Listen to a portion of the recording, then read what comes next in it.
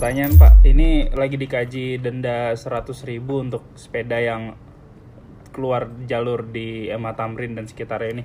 Kan Bapak bilang tadi road bike kemungkinan besar tidak bisa melewati jalur itu Pak karena speednya itu cukup kencang. Ini jika nanti road bike ada yang keluar dari jalur akhirnya kena denda 100.000 gimana nih Pak?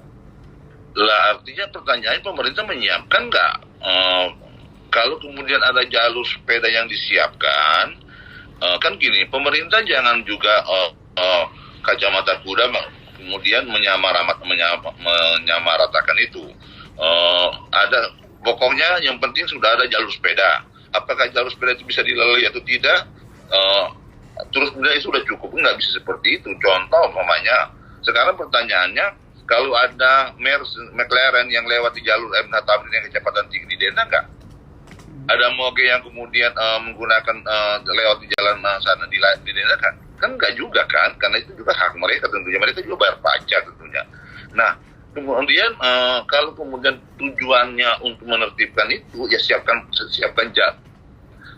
jalur, fasilitasi teman-teman pengguna road bike ini, supaya kemudian mereka bisa berolahraga setiap, karena ini bukan gaya hidup, sepeda road bike ini bukan sekedar gaya hidup, ini olahraga. Nah kemudian ini adalah salah satu upaya untuk menyehatkan badan begitu. Nah banyak cara, bahwa kemudian ada orang yang beranggapan road bike ini sepedanya mahal, nggak juga menurut saya. Itu tergantung, sama lah pemilik mobil, ada yang punya mobil harga puluhan miliar, ada juga mobil Avanza. Tapi kalau pemilik road bike juga begitu, ada sepeda yang 10 juta, ada sepeda 5 juta Pak.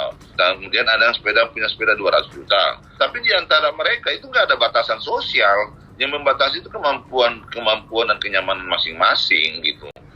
Ada yang punya sepeda 15 juta bisa berteman juga, bisa punya komunitas yang sama dengan punya sepeda 150 juta. Nggak pernah dibatasi pada sisi harga sepedanya. Nah, tapi yang ada kesamaan untuk berolahraga bersama-sama. Nah, ini yang harus kita lihat. Saya sepakat bahwa kemudian ada perlu kalau memang perlu mau didenda, tapi tidak bisa kita pakai kacamata kuda. Pertanyaannya kita adalah, apakah kemudian pemerintah sudah menyiapkan fasilitas yang memadai? Saya sepakat kalau kemudian pemerintah mengatur bahwa sepeda road bike pada jam tertentu, jam 9 nggak boleh lagi menggunakan jalan umum. Saya sepakat dengan itu, setuju dengan itu. Karena juga itu membahayakan, bukan mengganggu lalu lintas, tapi membahayakan pesepeda itu sendiri. Tapi kalau kemudian hanya berdasarkan fasilitas jalan, fasilitas sepeda yang disiapkan hari ini, terus mau dipaksakan untuk menggunakan jalur itu sama dengan mencelakai pesepeda sendiri. Karena jalur itu memang jalur bukan untuk digunakan bagi komunitas road bike sendiri. Nah, artinya bahwa aturan itu dibuat untuk ditaati, bukan untuk dilanggar. Nah, kalau kemudian itu menjadi tujuannya, maka sebelum menertibkan itu, sebelum memperlakukan itu, dikaji dengan rasionalitas yang tinggi, tidak dengan emosional, tidak dengan opini-opini publik menurut saya.